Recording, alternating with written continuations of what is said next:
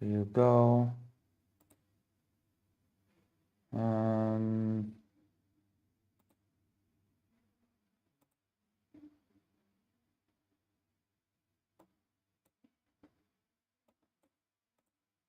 Boom.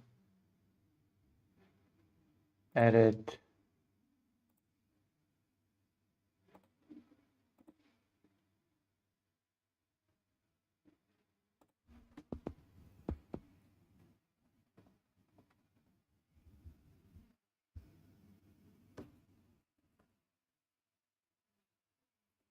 What?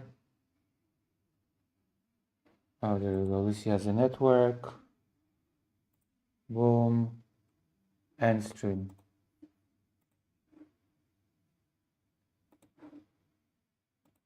Go to network. There we go. And on the page, it just continues.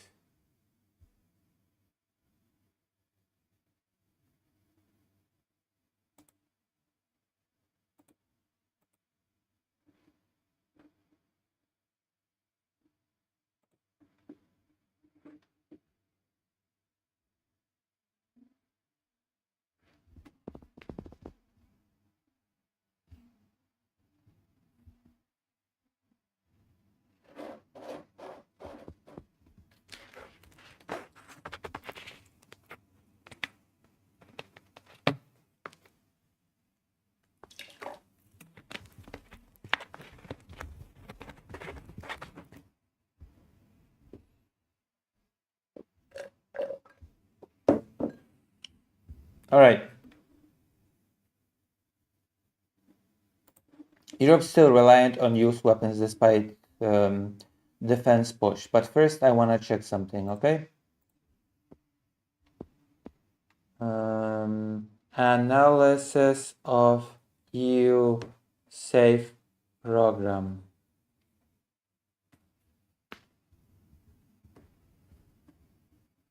All right.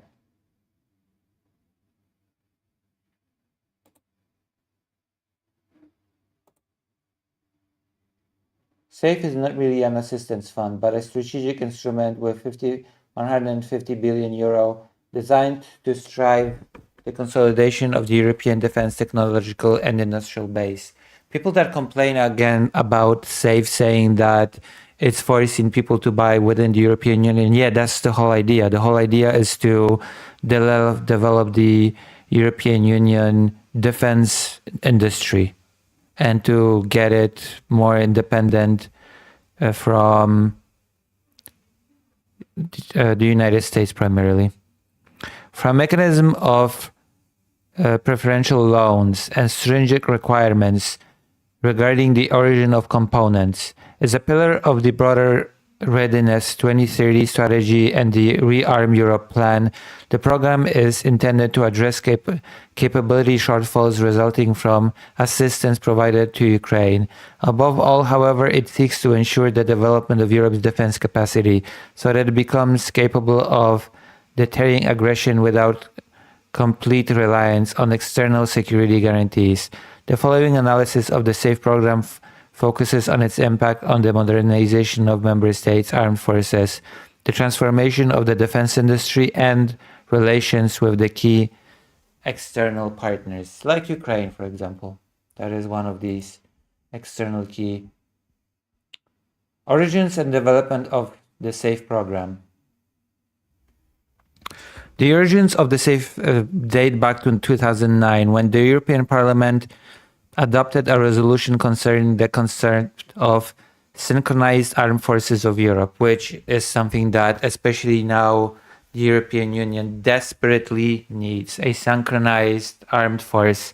The original SAFE was a voluntary model for synchronizing armed forces within the framework of the Common Security and Defense Policy, aimed at laying the foundations for a European army, which is something that individual nation states very much oppose. Individual nation states very much oppose a European army. I personally am in favor of such an army. I think it is a good idea for Europe to develop such an army. Alas, many right-wing, especially nation states are opposed to the idea of not only a European army, but also to the idea of the federalization of the European Union, which I'm also in favor of, actually. Through improved coordination of training and human resources. For more than a decade, the concept remained largely theoretical, blocked by resistance from member states guarding their military sovereignty and by British vetoes. There you go. It's the whole idea of if we federalize, if we unite too much, this will encroach upon our sovereignty, which is, in my opinion, stupid. The breakthrough came into 2025 under the impact of Russia's full-scale aggression against Ukraine and growing uncertainty regarding the direction of US policy. The European Commission, under the leadership of Ursula von der Leyen, rebranded SAFE, transforming it into a purely financial instrument, Security Action for Europe. The new SAFE was anchored in Article 122 of the Treaty on the functioning of the European Union, enabling its rapid implementation as an emergency measure. This transformation from a coordination initiative into a financial instrument demonstrates that the European Union has shifted into a mode of intensified wartime spending. The Union recognized that without substantial investment in the defense industry, Europe's strategic ambitions would remain confined to rhetoric. True. If the European Union wants to have the seat at the table, if the European Union wants to have anything to say about, well, anything, if it wants to have negotiating power, it needs to be strong. It needs to have military capability. It needs to be able to have a unified industry.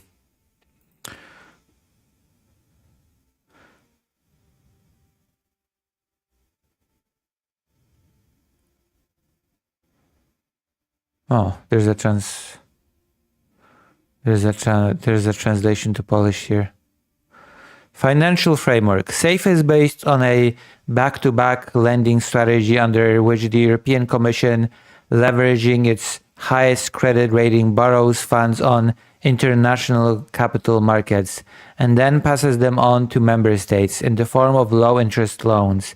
This mechanism enables countries such as Poland or Romania to secure defense financing at costs significantly lower than those associated with issuing national bonds. The financial terms offered under SAFE are unprecedented in the defense sector. Loan maturities may extend up to 45 years until 2070, with the possibility of a 10-year grace period on principal repayment. Interest rates fluctuating around 3 to 3.3%. Constitute a powerful incentive for states compelled to rapidly increase defense spending while maintaining fiscal stability, and avoiding a drastic expansion of budget deficits. Also, I'm reading this because I've been receiving some whining in my comments on the channel. An additional advantage is the possibility of obtaining pre-financing of up to 15% of the loan value, enabling immediate advance payments to manufacture and the reservation of production capacity, which, amid a global arms race, is becoming an increasingly scarce commodity.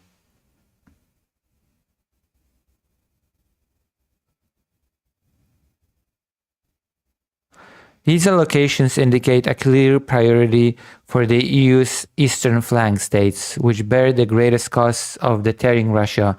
Poland, absorbing nearly 30% of the total SAFE budget, is becoming the central pillar of Europe's defense capability, rebuilding, raising both hopes for enhanced security and political concerns over the scale of indebtedness. Project classification and technological requirements. The SAFE regulation precisely defines investment areas. dividing them into two categories, each designed to address a different type of operational gap. So we're doing a little bit of research on SAFE because it feels like that's been a necessity. I felt compelled to do some research on this program, actually.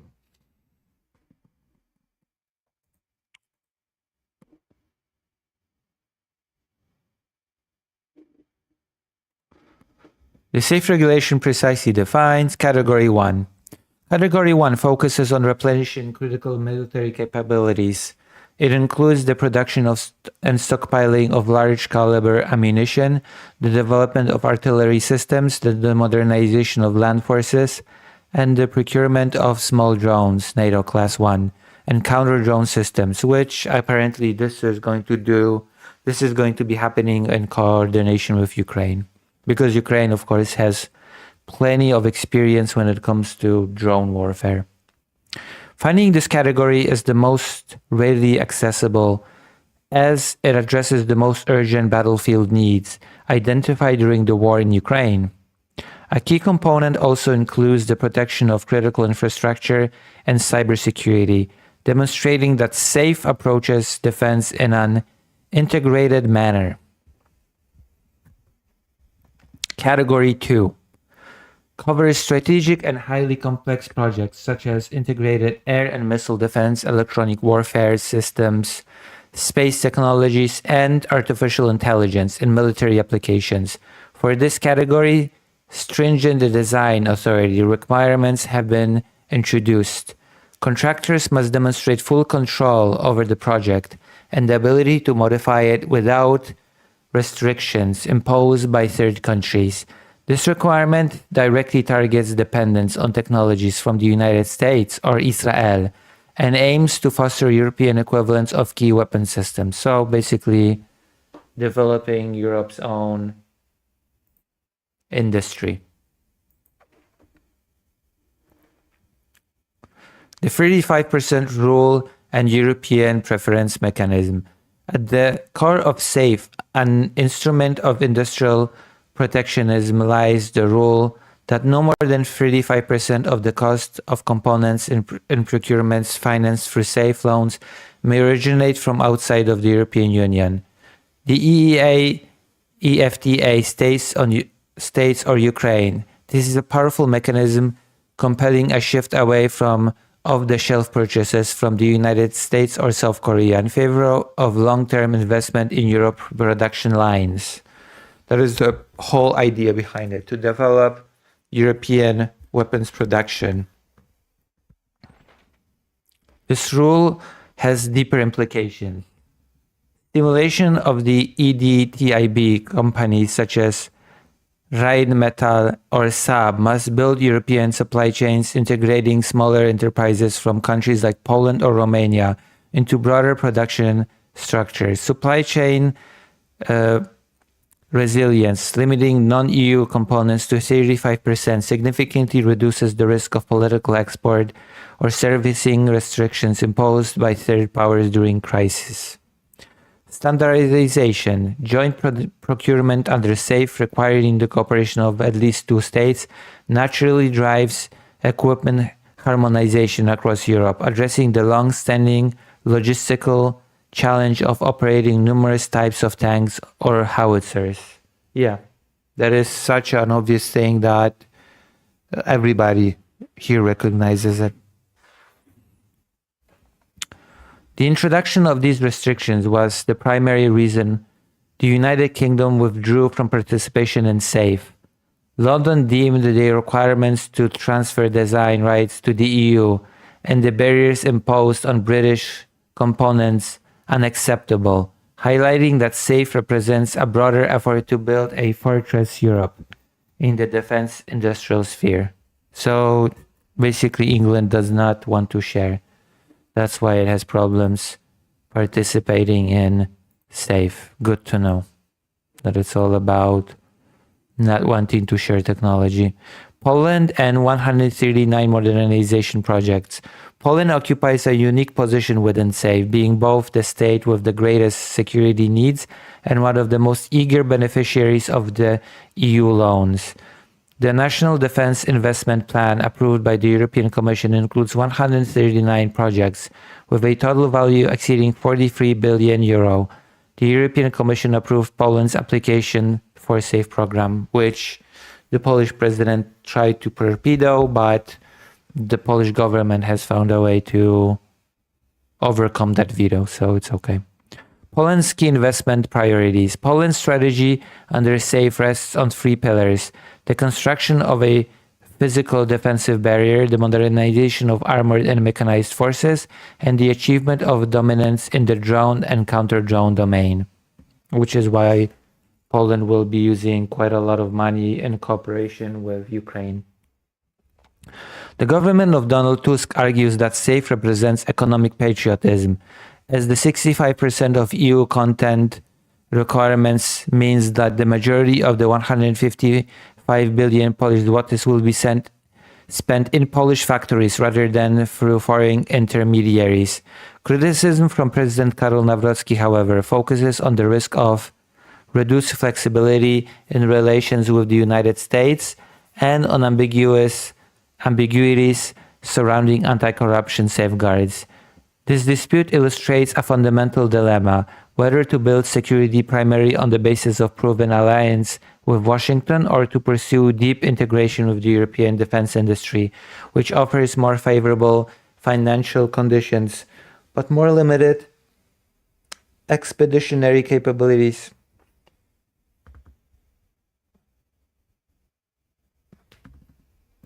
Flagship Readiness 2030 initiative as SAFE's operational objectives.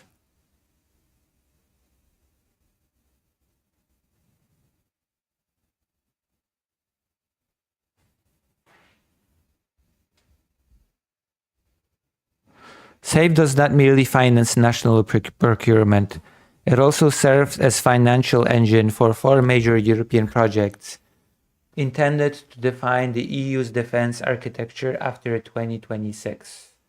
Basically, Europe is getting its shit together finally, at least when it comes to this, which is very apropos because the European Union might need to take over negotiations with Russia from the United States, because the United States, as we may or may not be aware, is quite busy right now with its war with Iran, which means that the United States are not very focused on the support of Ukraine when it comes to negotiations. Well, under Trump, the United States have all but abandoned Ukraine, but that's neither here nor there.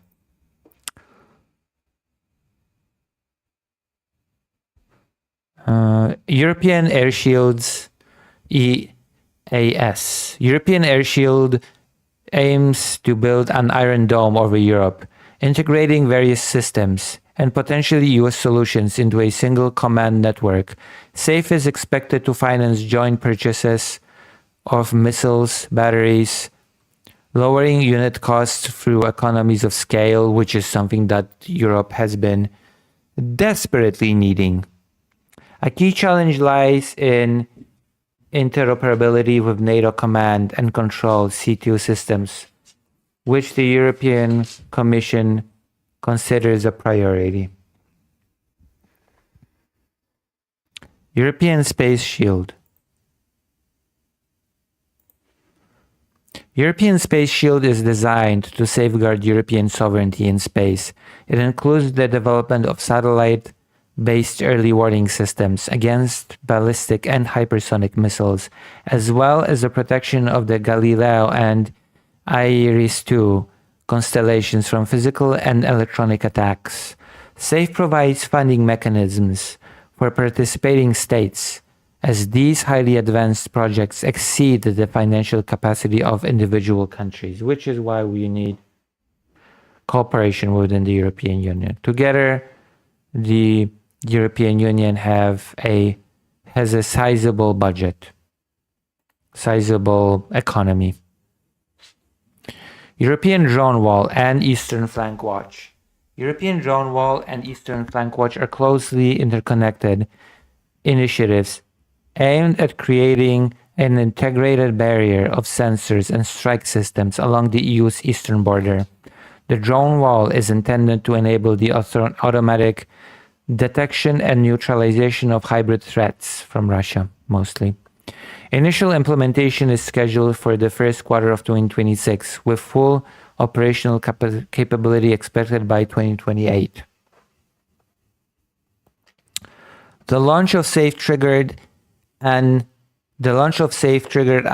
unprecedented surge in the share prices of European defense corporations, giving rise to what has been described as defense supercycle. Investors recognize that 150 billion euro in loans translates into guaranteed orders for years to come, enabling companies to undertake bold investments in expanding production capacity.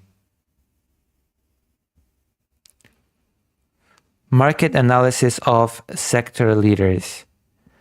Rheinmetall Germany, Saab Sweden, Leonardo Italy. Rheinmetall Germany, it has effectively become the primary beneficiary of SAFE in the land and ammunition domains. A 28% increase in sales in 2025, combined with strategic acquisitions of shipyards and expansion into satellite radar intelligence through a partnership with ISI, positions the company as a European counterpart to Lockheed Martin. Saab, Sweden. It has emerged as a leader in innovation in the maritime and air domains. Global Eye, the Orca submarine program for Poland, and Gripen aircraft for additional states. A nearly 200% increase in share value within a year reflects strong market confidence in Swedish technology as an alternative to the non-EU systems. Leonardo, Italy. Owing to its dominance in defense electronics and its participation in key helicopter and missile programs, the company has become an indispensable partner in most Category 2 SAFE projects. For smaller players, such as the Polish armament groups, PGZ, SAFE represents a challenge that compels rapid improvements in production standards and transparency in order to become part of Brussels-funded consortia. The special status of Ukraine and Canada. SAFE redefines the EU's relationships with external partners by creating a circle of trusted partners with varying degrees of access to EU defense financing. The most striking feature of SAFE is the full integration of Ukraine into the European procurement system. The regulation allows financing for projects involving at least one EU member state and Ukraine. This is not merely military assistance, it represents the construction of a joint defense market stretching from Lisbon to Kharkiv. 15 member states have already declared projects involving Ukrainian industry, enabling the incorporation of Kyiv's unique battlefield experience into the development of new weapon systems, which is a very important when it comes to SAFE. The integration of Ukraine into it is just very, very crucial, I would say. Especially considering that the United States have caused the oil prices to soar, and it doesn't seem like the war will end anytime soon in Ukraine. After difficult negotiations, an agreement with Canada was announced on 1st December 2025, making it the only country outside Europe's geographic area to receive preferential access to SAFE program. Canadian defense firms can now compete for contracts alongside EU manufacturers, which is particularly significant for strengthening supply chains in the maritime and aerospace domains. The agreement is viewed as a potential model for future agreements with Japan or South Korea, provided they accept strict requirements regarding technology sharing. Legal and political challenges. The use of Article 122 TFEU as the legal basis for SAFE has caused significant turbulence with the EU's institutional structure. This provision, originally designed as an emergency clause in the event of natural disasters, allows the Council to adopt legal acts without the participation of the European Parliament.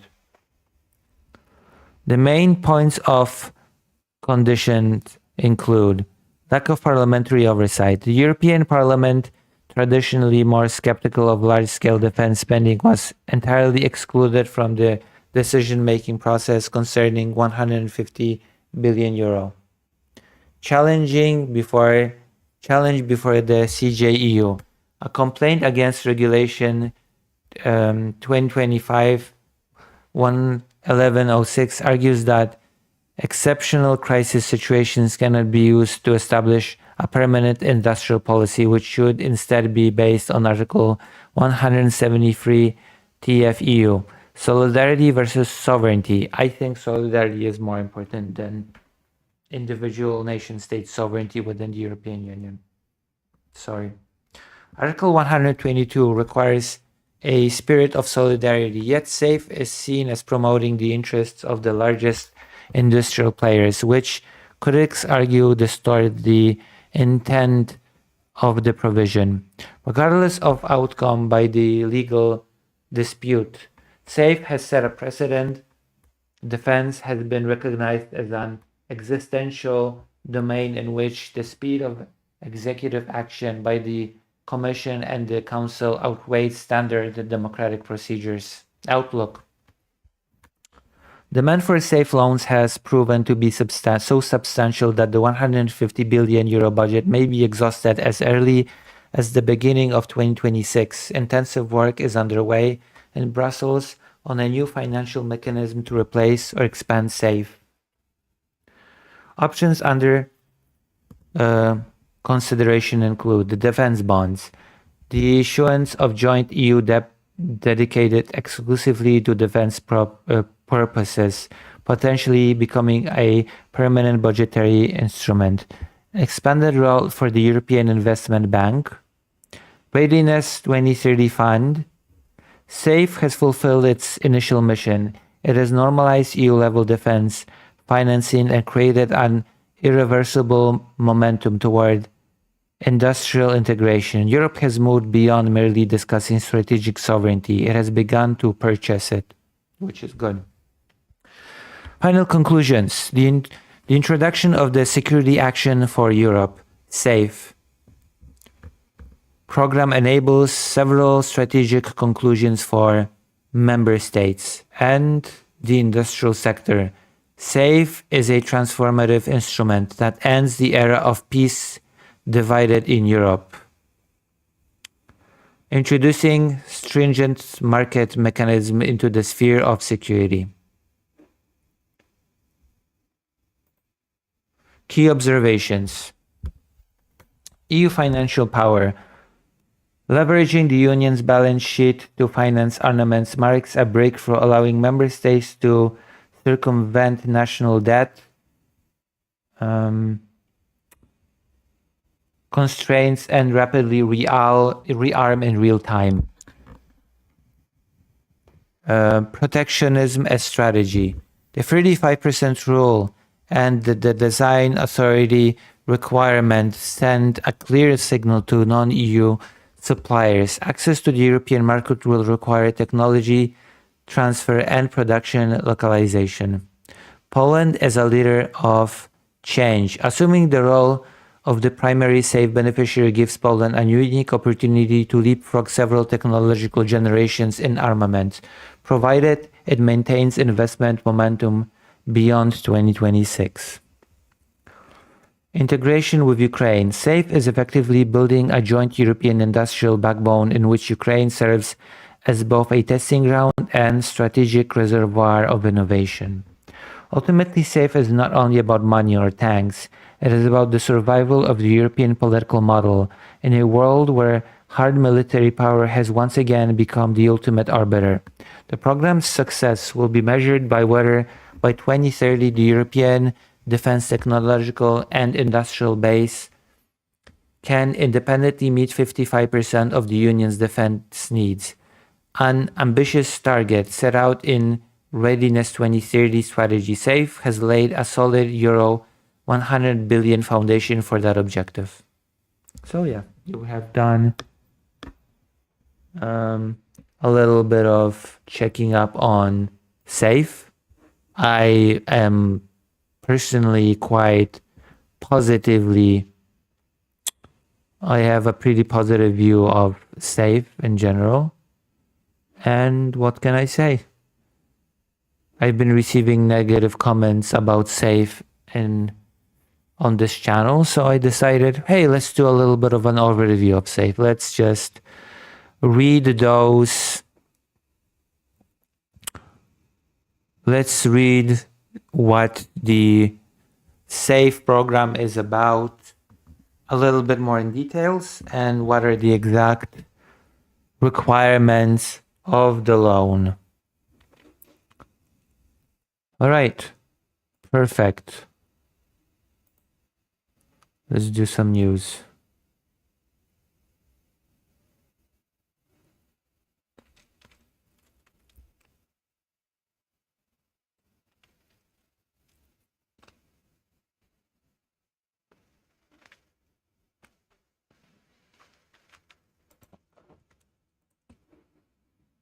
The United States is planning to support its ideological ally, Viktor Orban. But I'm not really surprised by that. I'm not really surprised by that in the slightest.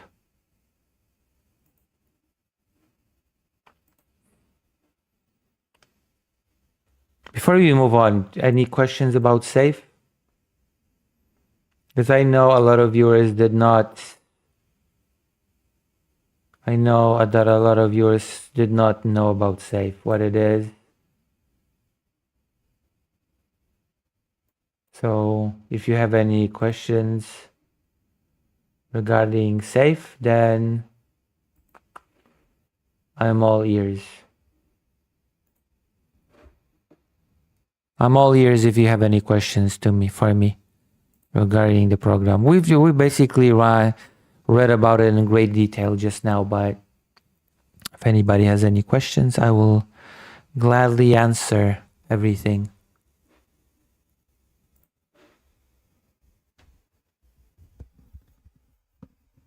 All three of you watching the stream right now.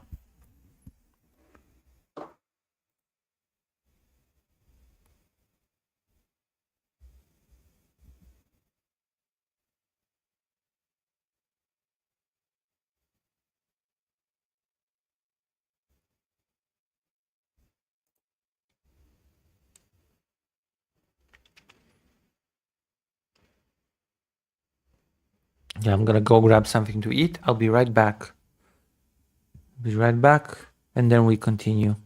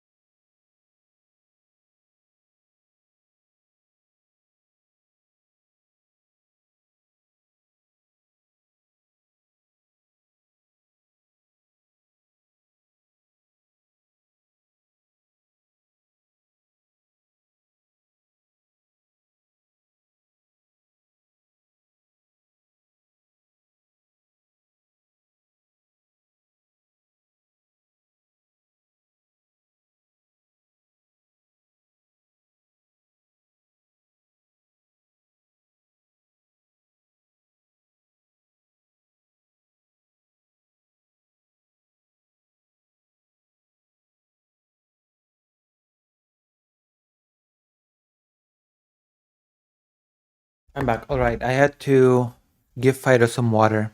Fido was out of water. So, we're gonna have elections soon. Oh, hello, Vladimir. Why does Donald Trump suck so much at strategy games? The answer might shock you. He never played them. Wait, hold on. Before we do actually a segment that I planned, let me see what you have to show me, Vladimir. Welcome to the stream. Welcome, Vladimir.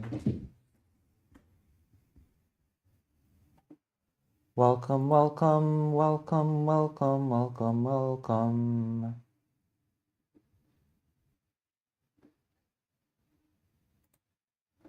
A little wager on the wolf here? Real redskin brave.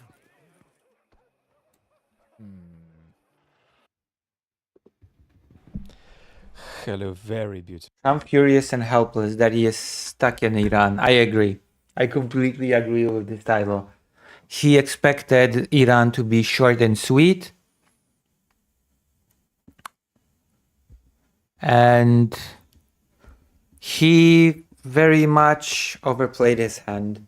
I think he was very much drunk on his success in Venezuela. I think that he figured that he could solve his little Iran problem once and for all with an equally fast strike on Iran. He basically expected it to go identically. But he overestimated his power, I think. Beautiful community. Trump's furious Yeah. and helpless. And He's also furious that NATO allies are not eager to participate in his war. He very much just flaunts and flails and says that it is a great mistake by NATO, that NATO will face consequences, and empty threats ensue. Also, it is very interesting that the Strait of Hormuz, Iran basically said, yeah, the strait is open. The strait is open for all ships. We, of course, do not recommend for all ships to go through it because of the United States and Israel. But yeah, in reality, the strait is open for all ships that are not American or Israeli. So that is also very interesting to me. Helpless about his fury and furious about his helplessness. If I were an evil... Yeah, so far that actually feels like quite accurate description of what is happening with Trump and Iran. And it just escalates. It just keeps escalating. It keeps escalating. Trump wants to commit more troops. Trump wants to commit more finance into this. And as it goes on, oil becomes increasingly destabilized and Russia profits. Political advisor who wanted the very best for Trump's political career, what would I advise him now? I would say because of the... And not to mention that the counter-terror guy has quit outright. That Trump was very much warned that if he attacked Iran, it would just lead to a more hardline government to take the place of the one in charge at the day of the attack. nature of your personality, that he has a personality disorder, but we wouldn't say that directly to his face if we're his evil advisor. This is a really hard decision for you, but you've got to take it. You've got to cut off now. And then push for various actors from inside and outside the region to bring about that the Straits of Hormuz are made safe for passage. The trouble with that is that you would need to be an advisor Trump really trusts. Because Putin was that advisor. this goes very much against his Ironically, Putin is that advisor that Trump trusts. Putin is, after all, Trump's friend. But the problem also is that Putin manipulates Trump for his own benefit, which of course he is. So Russia is very happy about the current state of affairs. Personality. His personality when he's in a corner is not to Just take to lash out. painfully disciplined No, decision. he just lashes that out. lets you get away with a big loss instead of a very big loss. His impulse is to escalate when he's in a corner. So if that advisor gets lucky, they'll get through to Trump, but there's a good chance that Trump will just be unable to stabilize his mind sufficiently to take a decision like that. Trump now understands that there is no path to regime change. He understands that what he said earlier about how the Iranian people can take power wasn't quite real. Yeah. He thought that they just killed this one guy and that would... Oh my God. Can I rant a little bit about how I am actually receiving comments under my video? People complaining that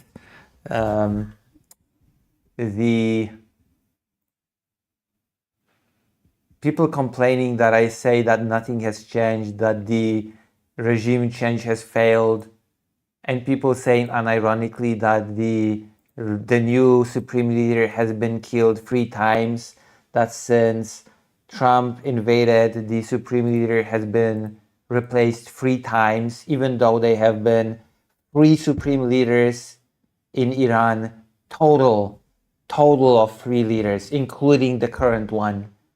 So yeah, the leader has been replaced once. So let me read you some of the comments that I received, because it's ridiculous. It's just I am dumbfounded. Hold on.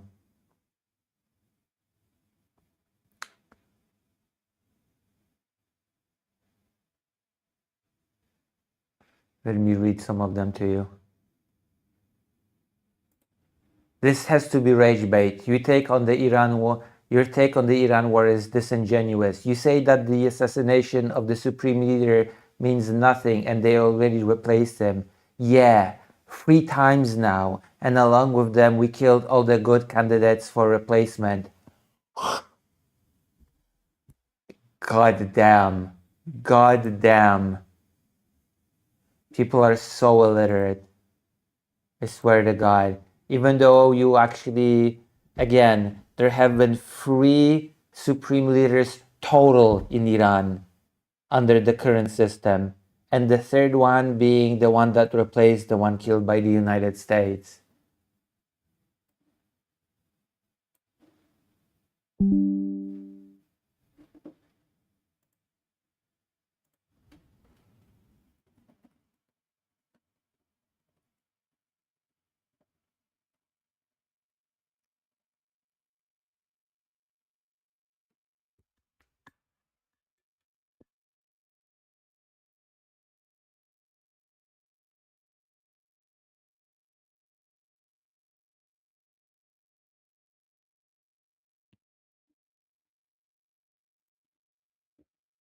Oh my God. Also, hello, Zoshilix. Yeah, I will say that it seems like I will be in agreement with this video. This guy generally has quite good analysis of situations, I think. This guy is generally speaking pretty good. I'm gonna like this video. We still have 14 minutes left, but so far so good. I agree with what he's saying.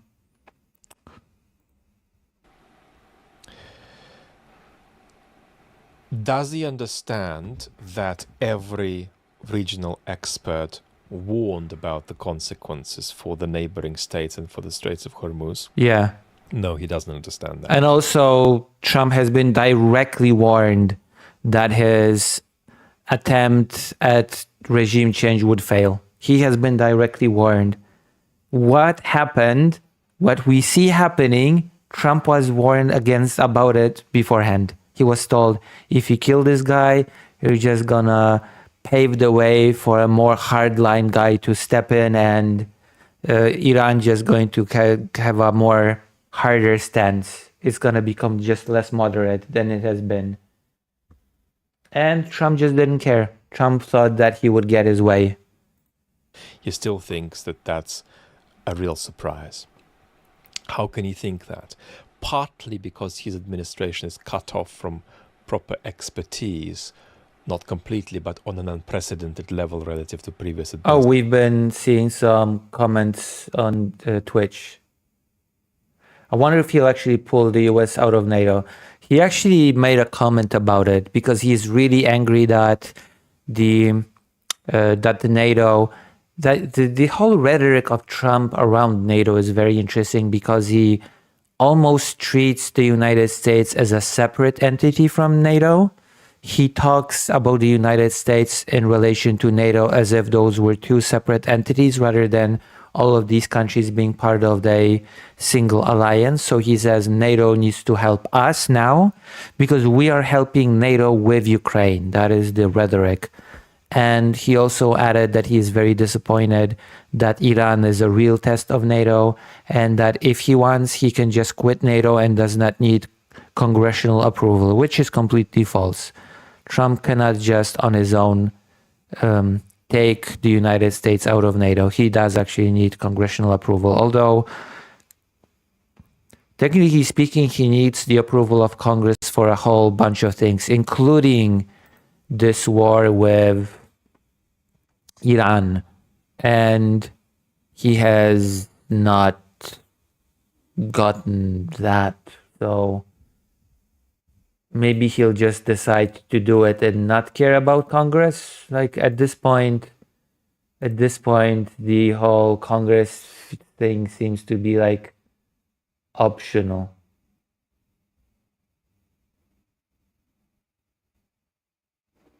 This feels like some kind of weird optional thing.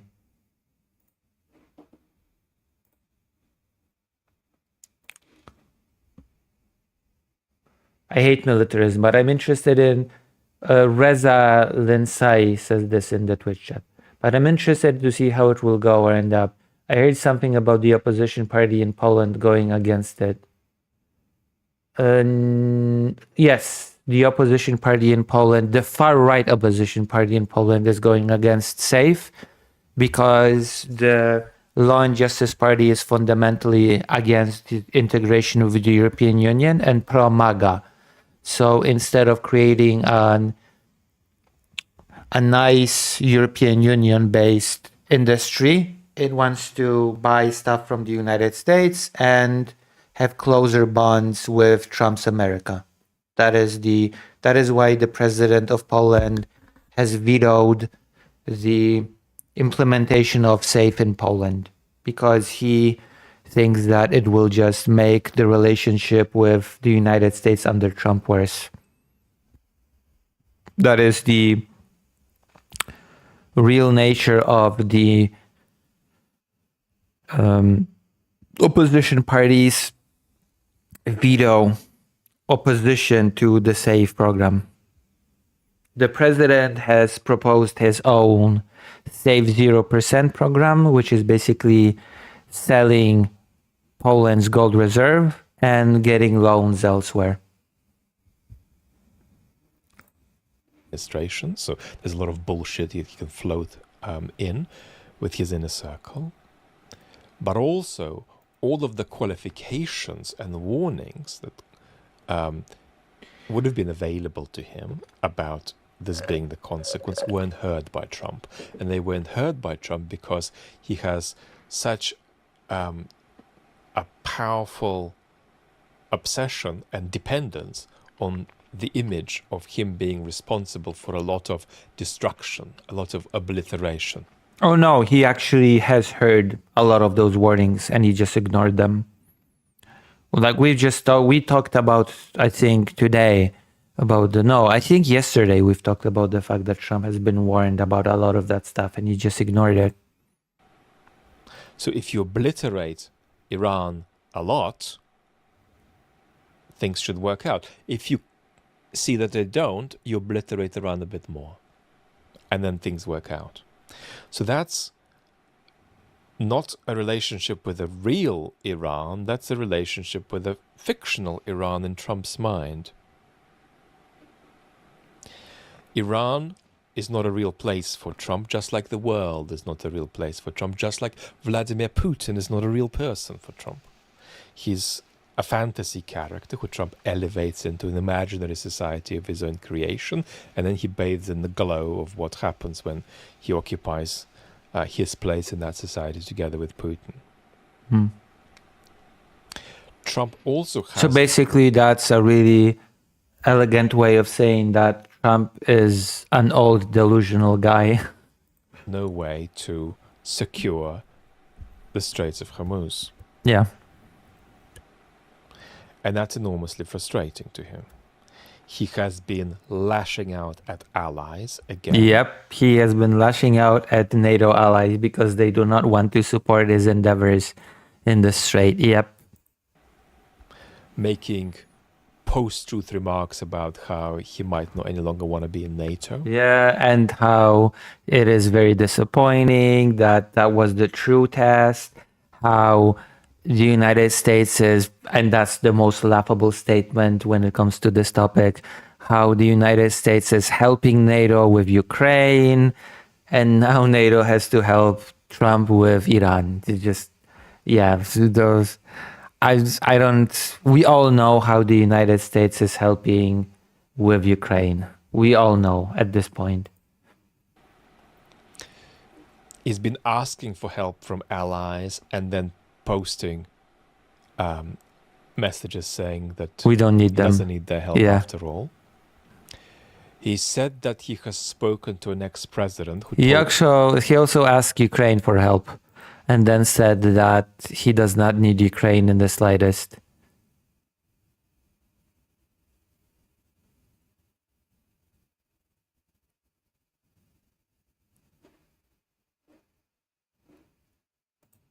him that they wish they were doing what Trump was doing now with Iran.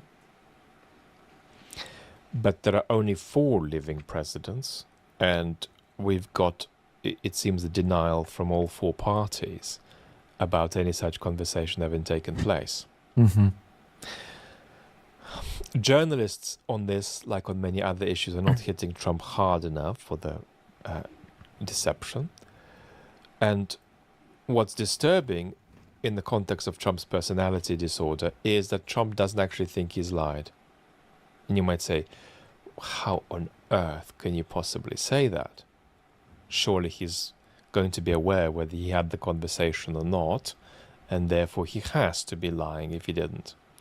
If he says he has it when he surely knows that he didn't. And it doesn't quite work like that if you've got narcissistic personality disorder. Let me try to demonstrate how it works. Imagine that I make a chat tomorrow about the internet being cut off in Moscow. And imagine I want to make a radical claim about that, of the kind that I don't want to make.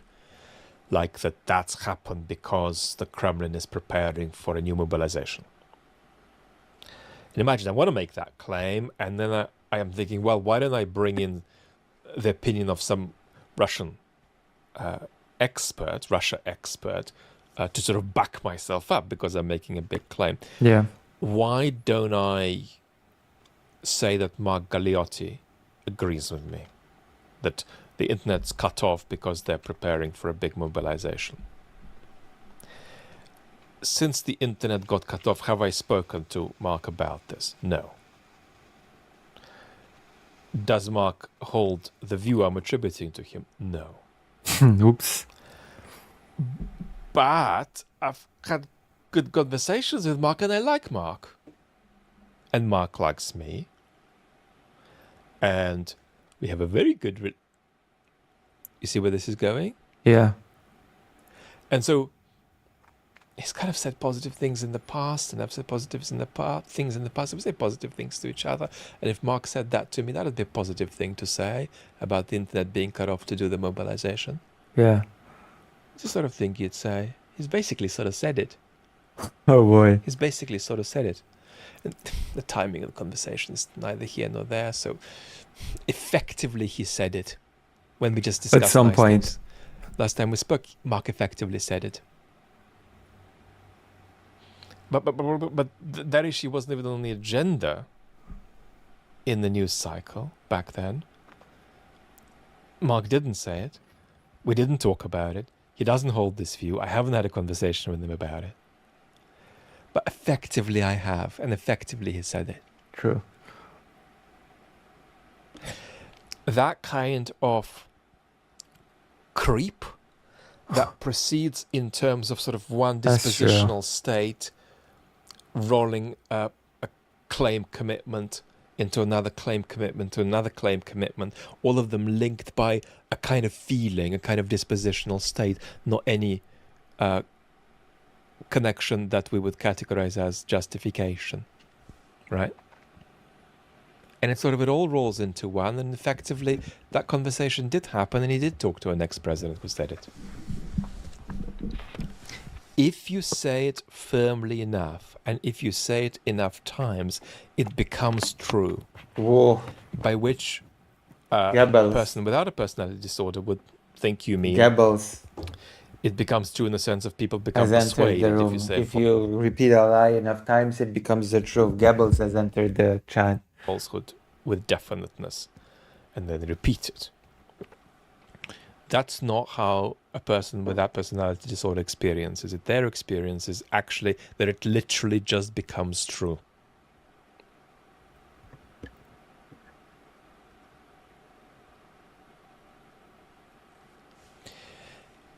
That's what post-truth action and not just post-truth communication is all about. Yeah. And so the trouble for Trump is that he's now got to escalate, Oh yeah. but he can only escalate in a post-truth world. He can only escalate in his own world that's not connected with the real world, but that escalation is going to have consequences. But he doesn't care because in his eyes, his truth, his world trumps the real world. Because he's Trump. Real world. And he doesn't have the discipline to pull back and say, okay, I'm going to take a loss here to avoid a bigger loss. Yeah. He will double And down rather. Right now, that fury and frustration has come to dominate more in his mind than the feeling he had in the initial days of just deriving vast narcissistic supply from the theatricity of the unleashing of military power. So, in Trump's post-truth world of action, the obliteration is, if you like, self-affirming in a way that transcends all other deleterious consequences. In the real world, you can have a military conflict with Iran and be winning it. You can have an economic conflict with Iran and be losing it, even if Iran is losing it too. And you can have a political conflict with Iran and be losing it, at least in the sense that the aspiration for the Iranian regime is to maintain power. And one of the aspirations for the Trump administration was that it should lose power. So in Trump's world untethered from reality, there is really no way to reckon properly with these economic and these political consequences. And so his approach for now is to just go like this and say, let's keep winning militarily even more. Yeah. Also, the fact is that his expectations were crushed. His expectations were crushed. Again, I will repeat it once again. He expected us to be short and sweet. He's just expected to swoop in, win, bada beam, bada boom. Once again, we keep winning. We're tired of winning. Venezuela was one, and then we just bam, win.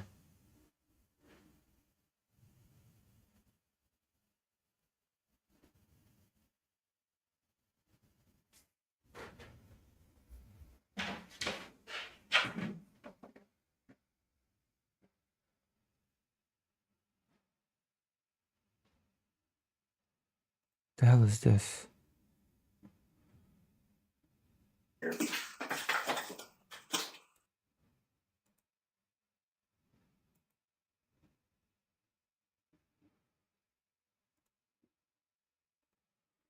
perhaps there is some room to go further there, and it seems like in the White House they feel they haven't gone as far as they would have liked with that. But Trump, for now, has no solution to the economic and the political dimensions of the war, except just to do more obliteration. But it's now no longer satisfying. It's an obliteration that's less about pleasure. Yeah, because he's starting to look like a fool. He's starting to look like a fool because he chastised Putin for not being able to end the conflict in Ukraine quickly, and now he is in the same boat. He's starting to be in the same boat with Vladimir Putin. He's not able to finish the war quickly, not as quickly as if he'd like. And more about sort of as therapy for self-loathing. Because there's a kind of helplessness about the fact that the military obliteration is just not percolating. It's just not percolating to the other elements of the conflict. Yeah, it's not leading to a swift end to the conflict. And now it's so complex, and especially also because people don't talk straight with Trump. He's dealing with the complexity of all the actors involved. And now the Gulf states may have in part wanted this, but they didn't want this to be something that went as far as this has gone. They didn't want it to be a regime change operation. The Gulf states also first of all, they did not want to be attacked. Second of all, they did not want this to continue for as long as it has.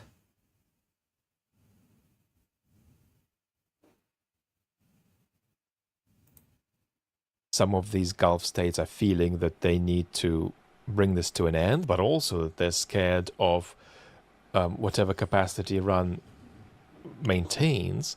And so there's also now an escalatory feeling there that it would be good if the United States and Israel went on, even though they're absolutely outraged at Israel. Yeah, it's like this, sunken cost fallacy. It'd be good if they went on and depleted Iranian capacity further. Although that too is partly magical thinking.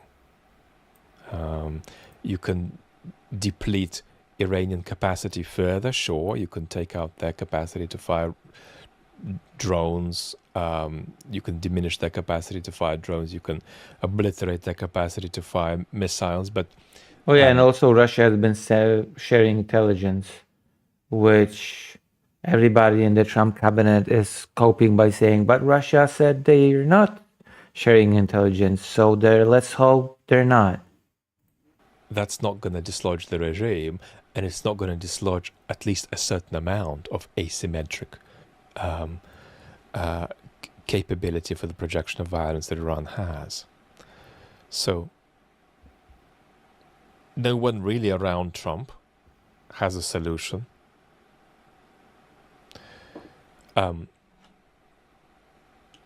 The Europeans are sucking up to Trump while trying to stay out of it as much as they can, which actually means taking part in it to a good extent. Well, yes and no. Poland has basically washed its hands off of it. But not anywhere near as much as Trump would like. Yeah.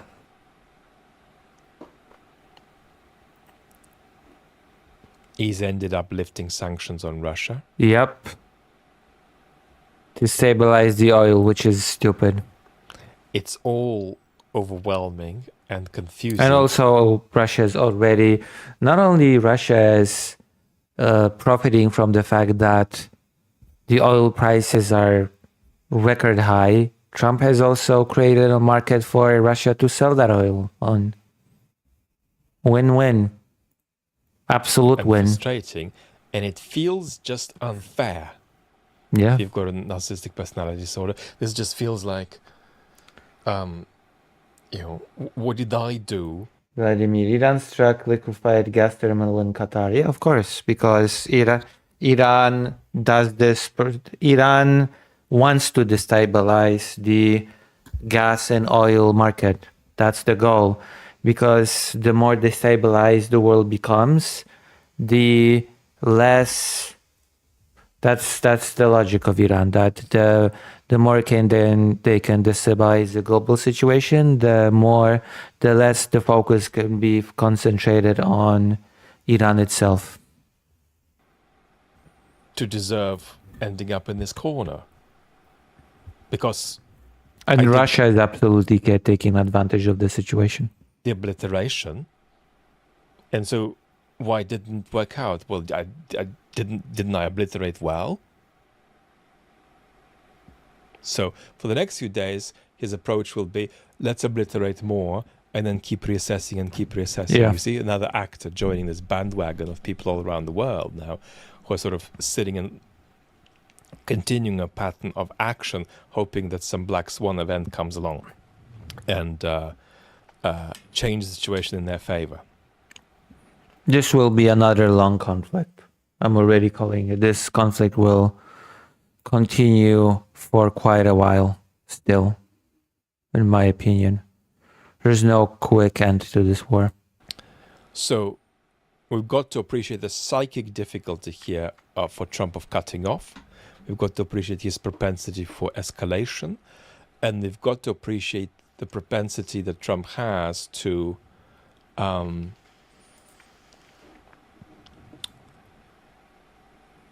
want an out in a way that is not tied to actual actors and agents in the world, not tied to actual real patterns of cause and effect in the real world. And that kind of wanting out of it is actually going to be more conducive to him escalating rather than pulling back. Yeah. So this is getting worse. Oh, yeah. And it would be a very optimistic person, but hopefully a correct person, but a very optimistic person who said that we've reached the bottom. We've not reached the bottom. And this will end soon. It doesn't look like no, lots of effort. no, I don't. Yeah. I agree. This will not end soon. Good video. I like that. It's going to be my segment. It's going to be my react segment.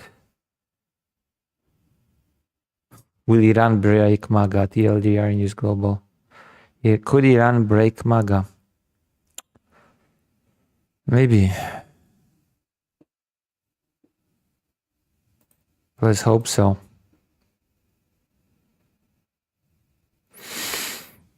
Okay, let's talk about something else now. Let's talk about our wonderful country of Hungary, because we've got an upcoming election in Hungary.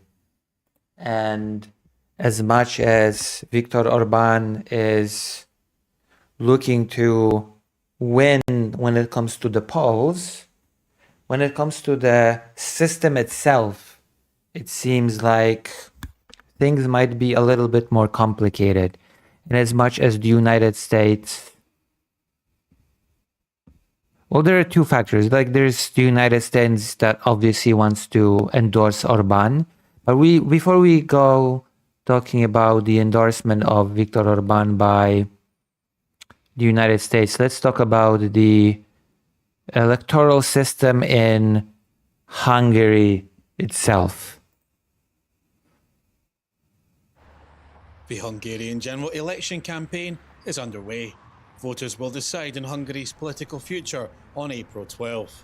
I will also note that it is very funny that the most featured face on the Fidesz billboards is the face of Zelensky.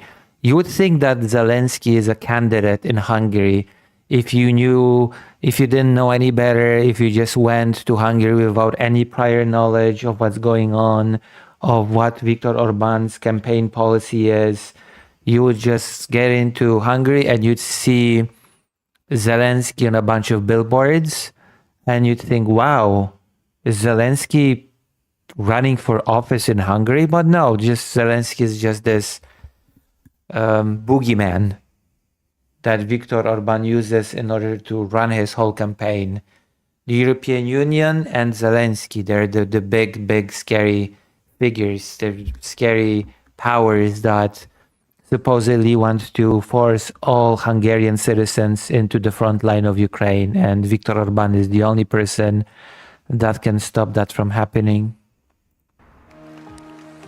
We know the main players: Prime Minister Viktor Orban, the leader of the anti-EU Fidesz party, and Peter Magyar, at the helm of a pro-Europe alternative, TISA. We know the key issues too: Hungary's place in Europe, a floundering economy, and systemic corruption. But how does the vote actually work? There are 199 seats in the National Assembly located in the building behind me, the Hungarian Parliament. But those seats are split into two groups: constituencies and the national list. 106 members are elected as constituency MPs using first-past-the-post rules. If you win 40% in a constituency and the next candidate wins 30%, you still win. The other 93 seats come via the national list using the D'Hondt method. It's complicated. First, any party that doesn't receive 5% is eliminated. Then the votes aren't just counted for the 93 seats, they're ranked. First, Party A has the most seats, so it gets seat number 1. That party's number of votes is then halved, leaving Party B with the most seats, so it gets seat number 2. Party B's votes are in turn split in half, leaving Party A with the most seats again, so it gets seat number 3. The process repeats until all 93 seats are filled, and it gets even more complicated from there. There is a compensation. A lot of votes which were not counted because you needed for the mandate, let's say 40,000 votes, but you got 40,000 plus 3. And then these 3 votes go to the party list, and it makes the individual constituencies even more important. Hungary's 13 national minorities can secure a seat on just 25% of the votes a regular party would need to win a single seat. In the 2022 election, just 1 MP was elected this way, representing the German community. Ethnic Hungarians abroad can vote in a national list, accounting for up to 5% of the votes cast, but they're not permitted to vote for individual constituencies in Hungary. Right. All in all, you need 100 seats to win a majority in Parliament, but to secure a real victory, you need 133 to form a supermajority. We have a lot of laws which need a two-thirds majority. So it's not only about the constitution itself. And as far as I understand, laws, let's say media policy, Viktor Orban's party currently holds a supermajority. issues which are regulated by two-thirds majority. To get that supermajority, TISA will not only have to win the national list, it will have to sweep the countryside, the rural areas that constitute Fidesz's heartland. For TVP World in Budapest, Andrew Sweeney. So you can see, even though according to polls, TISA is winning, apparently it's much more of an uphill battle for the opponents of Viktor Orban. Viktor Orban might still win. And the United States very much is fighting to make that happen. Vance plans Hungary visit in show of support for Orban ahead of tight election, sources say. US Vice President J.D. Vance is planning to visit Hungary in the coming days in a show of support for the country's longtime nationalist Prime Minister Viktor Orban, who is facing a difficult election next month, 2 sources familiar with the planning said on Wednesday. The trip would come after US Secretary of State Marco Rubio traveled to Budapest in February to publicly back Orban ahead of his toughest re-election fight since taking power in 2010. Opinion polls show him trailing in the final month before the April 12 vote, but we just heard an explanation as to why this race might be far closer, might be far tougher than the polls might indicate. The exact timing of Vance's visit was not immediately clear, and his plans could change, sources cautioned, as top officials may opt to remain in Washington while the US-Israeli war on Iran rages on.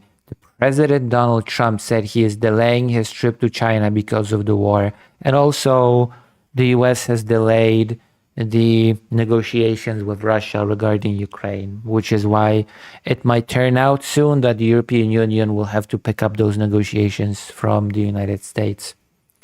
The White House did not immediately have a comment for this story. Orban, one of Trump's closest allies in Europe, has long been at loggerheads with the EU over a range of issues, including Ukraine, chiefly Ukraine. Hungary has not been sending any military aid to Ukraine.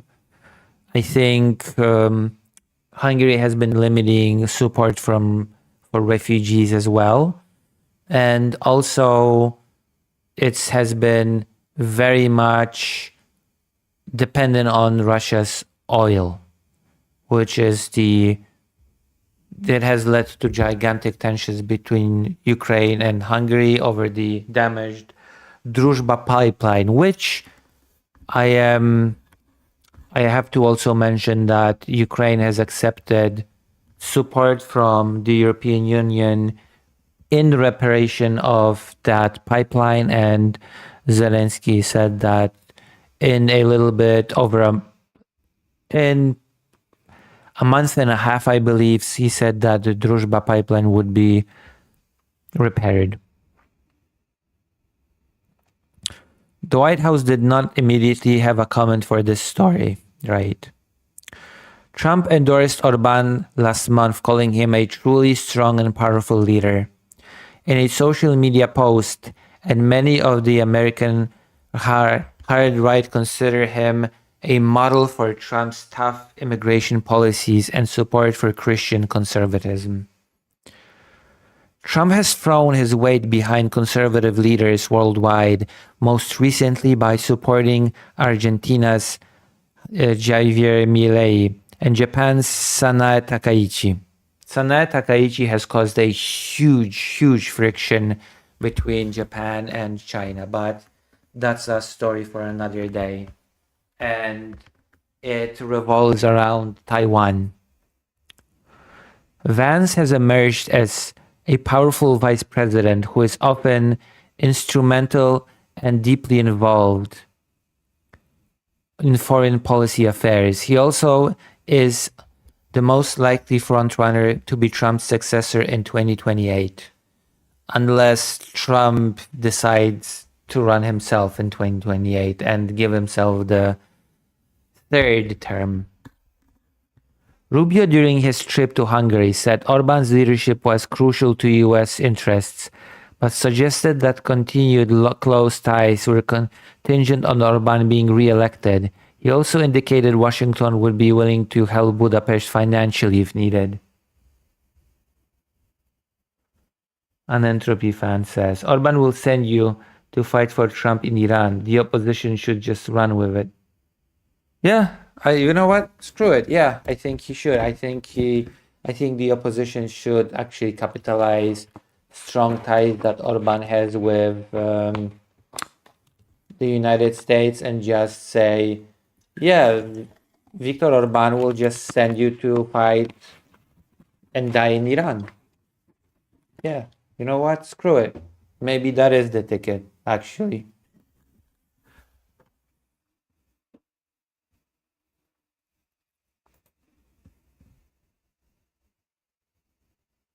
Yeah. With campaigning entering its final month, opinion polls show Orban's Fidesz party trailing the opposition TISA party, led by former government insider Peter Magyar. though many voters remain undecided. Yeah, and the whole electoral system, the whole voting system apparently favors Orban, so it's a much closer race than people assume. The election, which comes as Hungary grapples with weak growth and continued fallout from an inflation surge after Russia February 2022 invasion of Ukraine, will have major implications for Europe amid the rise of conservative and far-right political movements.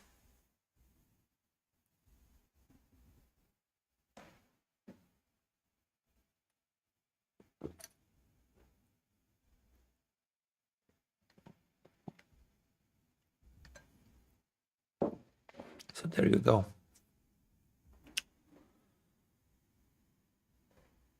It's going to be a very close race, and I am going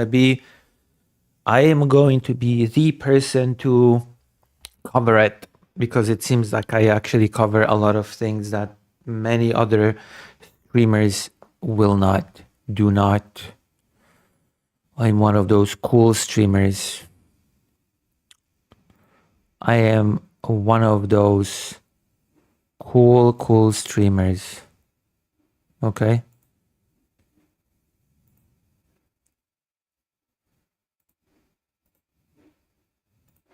We talked about SAFE today, but Europe's still reliant on US weapons despite the defense push, analysts warn. So basically, analysts are saying that Europe is not doing enough. Europe has been starting to do quite a lot, but Europe is not doing enough by a long shot.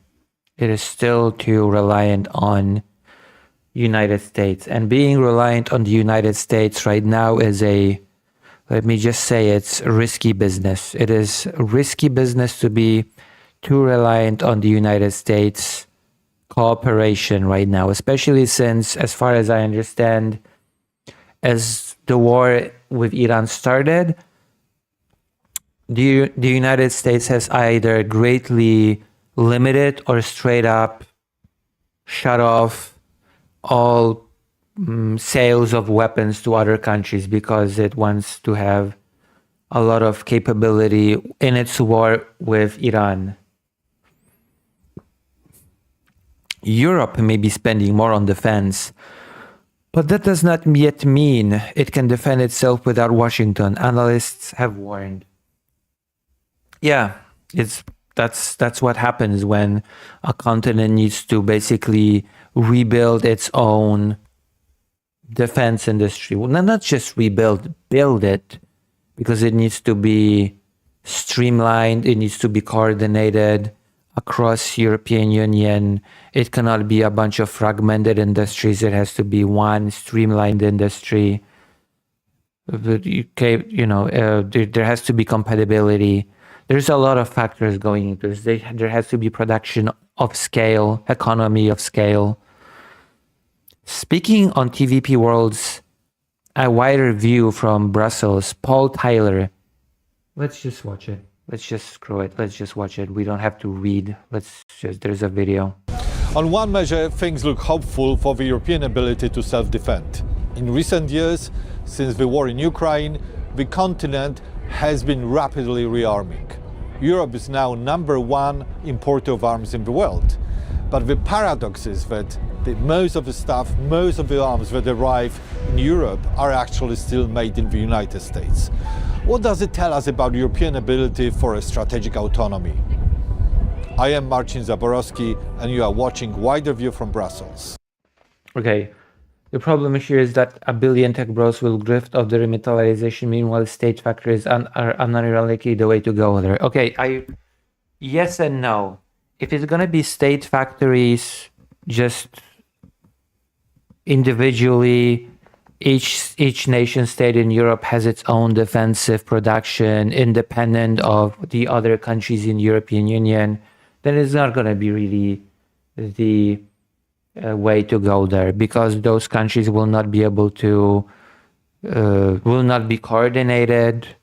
They will not be producing at scale that they should. It's gonna cost a lot more, and there's no guarantee that what they produce is going to be compatible with what the other in the industries right? So it always has to be coordinated. There needs to be a European Union-wide coordination when it comes to military production. It's just European Union will otherwise fail. Yeah, exactly. They have to be interconnected and standardized. Absolutely, yeah.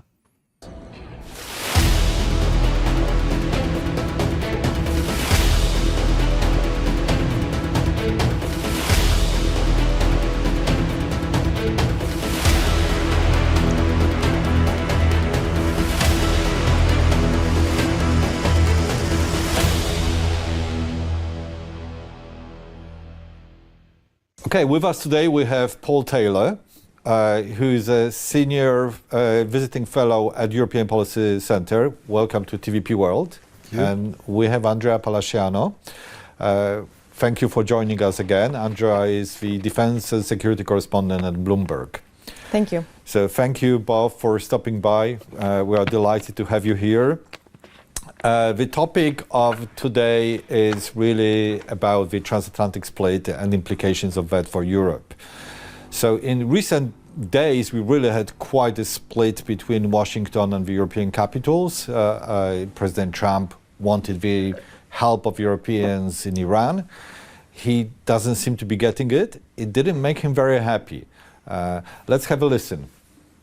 Yeah. It didn't make him very happy indeed. It made him into a very, very whiny boy. A very whiny boy indeed. Yeah, this is Polish TV, yeah.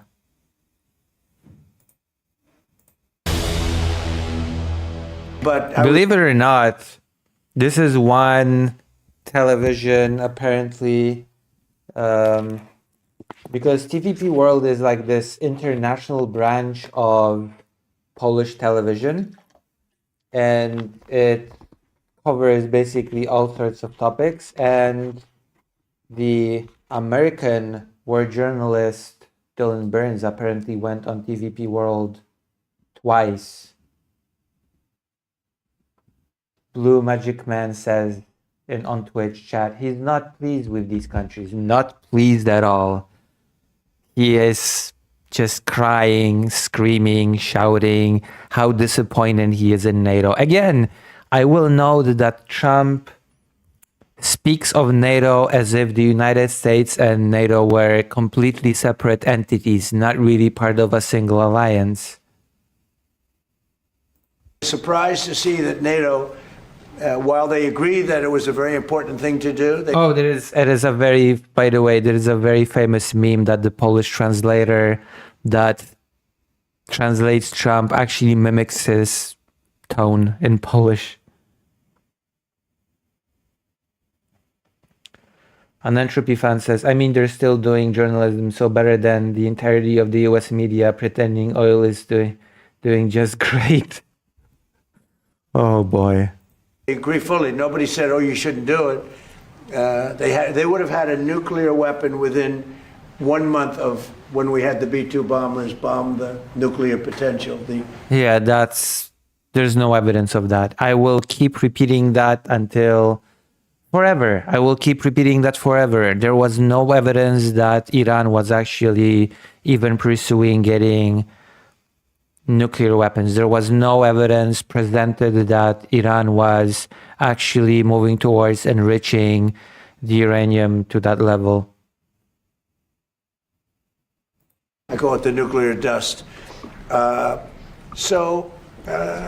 think NATO's making a very foolish mistake. And I've long said that, I wonder whether or not NATO would ever be there for us.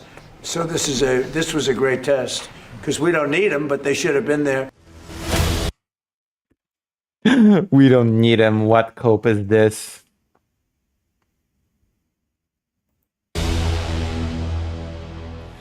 So clearly, and I'm upset that they haven't actually played the wildest Trump quote when he said, "We are helping NATO with Ukraine, so they should help us with Iran." That's the one quote. He wasn't happy. He also said some other things, like such as the United States should rethink its relationship with NATO. So is it just another crisis in transatlantic relations, or is it more than that? Is it something which we have not witnessed since 1949? I think Trump's presidency is, an endless crisis in transatlantic relations. I will repeat, because an Entropy fans talks about it as well. There was no evidence presented that Iran was moving towards the production of nuclear weapons. At least no evidence was actually presented.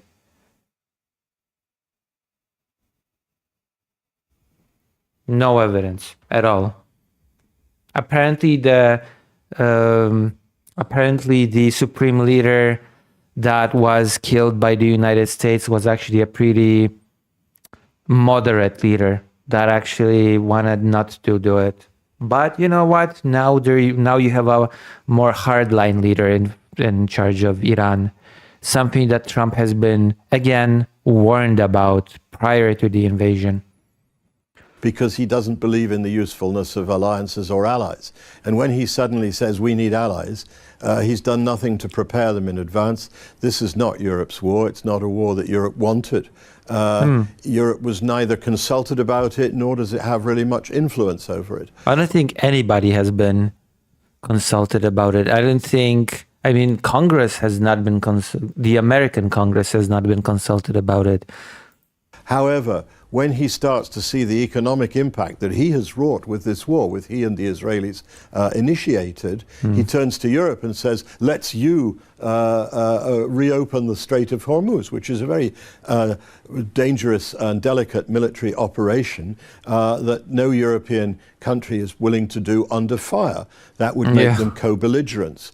Once the war is over, then I think it's quite likely you'll see some European countries helping either to reopen the Strait of Hormuz, to escort tankers, but even that will require... And interestingly enough, again, Iran actually says that the Strait of Hormuz is open to everybody besides the United States and Israel.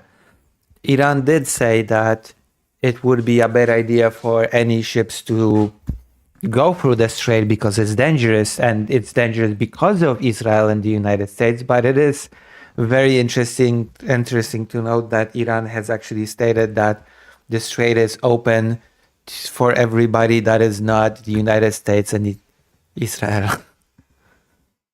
Some understanding that the war's over on both sides, that the Iranians accept also an end to the war, and that they don't continue to mine, attack shipping, or otherwise obstruct the Strait of Hormuz. Otherwise, you're talking about Europeans getting dragged into a war with Iran that they didn't want. So, Andrea, Europeans are kind of put here in, I would say, impossible position. On one hand, they have a public... And again, I know I'm repeating myself in this segment quite a lot. I know I keep telling the same things, but I find it hilarious that Trump actually said, I am helping NATO with Ukraine, so I deserve NATO's help with this.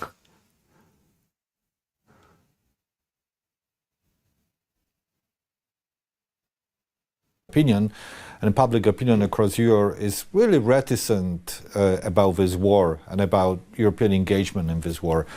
On the other hand, they have to maintain strategic defense relationship with the United States. So it's being a little bit between a rock and a hard place. It's a balancing act, which is why the European Union should really step up when it comes to getting independent from the United States, when it comes to military power.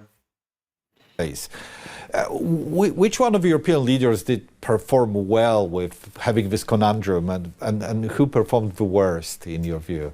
I think it's really interesting to look at the evolution of the European reaction since this war started like 3 weeks ago. So initially, it was fairly interesting. I bet Trump was planning to end this war in 3 days flat. He absolutely did not anticipate, he did not expect it to last for 3 weeks which is probably, among other things, why he is so frustrated. To observe Europeans making very ambiguous statements. Very few of them clearly came out in defense of international law. Perhaps Spain's Pedro Sanchez is the only one who clearly said this is an illegal war. We have to respect international law. Yeah, Trump already said very openly that he does not care. He does not need international law, and the only limit to his actions is his personal morals. Most other leaders either played for time or were much more ambiguous than that. But then over the span of the past few weeks, we really saw them shift quite drastically from ambiguity to outward rejection of Donald Trump's idea of having a naval mission to escort the vessels through the Strait of Hormuz. And one example of this shift is, for example, German Chancellor Friedrich Merz. When the war started, soon after he was sitting in the Oval Office, nodding along, joking around with Trump, saying that they were on the same page. And just a day or two ago, he said, "We will not participate in any mission." Of course. As you mentioned, Paul, this is not our war, and we are already bearing consequences, but we don't want to be dragged into it. It's also an interesting. I'd be very pissed actually if European countries refused for years to send any troops to Ukraine, but actually sent troops to Iran. That would actually. They are nationalists. And I guess they're with the side of the MAGA movement, which didn't think that going and intervening in the world or running what Trump himself denounced as forever wars was a good idea. Yeah. So He was supposed to be the president of no new wars. He's the president that always says, if I were president, Ukraine would have never happened. Sort of dividing the right in Europe as it's dividing the right in the United States, I think. But here in Europe, I would say that there's a fairly broad consensus against this war when you look at the polling. The thing is that Europe's going to have to manage. Again, there's a reason why this war is called a war of choice. It was completely unnecessary. It was one big ego trip for Donald Trump. The consequences of this war anyway for itself, and therefore at some stage is going to have to step up and take some security responsibility, but now is not the time when the Israelis and the Americans are still bombing Iran and the missiles are flying. And I know that you're originally from Italy. That's very interesting how things have played out there with the Mr. Salvini is being very strongly opposed to the war, but normally always being on the same page as President Trump. I think this really goes to show that I mean, when I say it's a war of choice, I say that it was initiated as a choice. It was the United States' choice to start this war. That's what I mean when I say that it's a war of choice. And that's what basically everybody means when they say that. Yeah.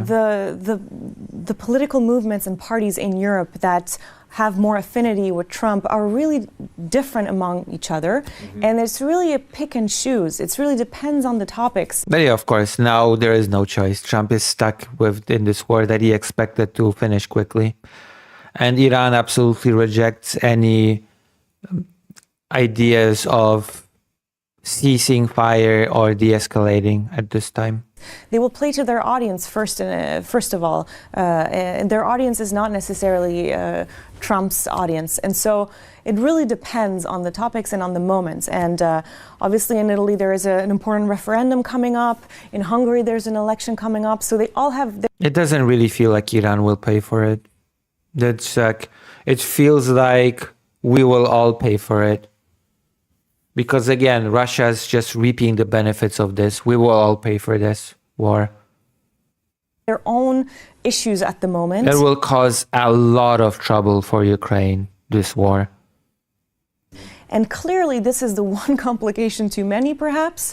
It is just a really complicated topic, and also goes to show that Trump is not a hugely... Ukrainian Vladimir says, what I didn't expect from Netanyahu is that his vision of the greater Israel is basically Lebensraum 101. Yeah, not really, actually. Actually, it was pretty Actually, that part is very predictable considering his views, considering his speeches, considering his... Like, he said that Hitler did not want to kill Jewish people, that it was all those Arabs that told him to do it. Like, considering Netanyahu's political makeup, considering his stance on things, I'm the opposite. I'm actually super not surprised that his Greater Israel is basically Lebensraum 101.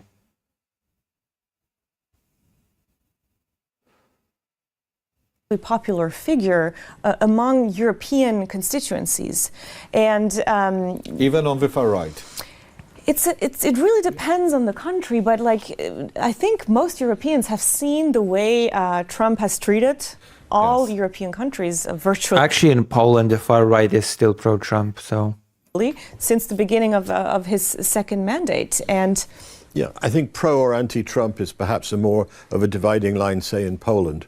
Than it is in most other countries. You've noticed people like Marine Le Pen and Jordan in Bardella. Poland, the far right is very much pro-Trump. Yeah. In France have really distanced themselves from several of Trump's policies. The issues on which they are broadly in agreement with Trump are about migration, although even then the kind of actions that were being taken by the ICE were starting to cause embarrassment for the European far right as well. Not ICE. And for migration, don't call it ICE. It's ICE. Come on.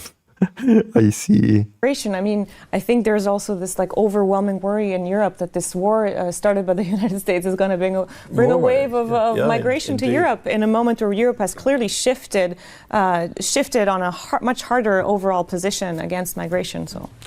So let's consider for a moment that Trump is really serious. And that he, about this split with Europeans, that he really wants. I like that nobody actually treats Trump seriously and they have to make it into a hypothetical scenario. Let's assume for a moment that Trump is serious. To rethink relationship with NATO, but he might even pull out of NATO. Could he legally do that? No. Well, under U.S. law that was passed by the Congress in the Biden era, the president would have to give Congress notice of his intention. He cannot. He couldn't do so without a vote of Congress. I think it would require a two-thirds majority of Congress. Congress has been historically the strongest supporter of NATO.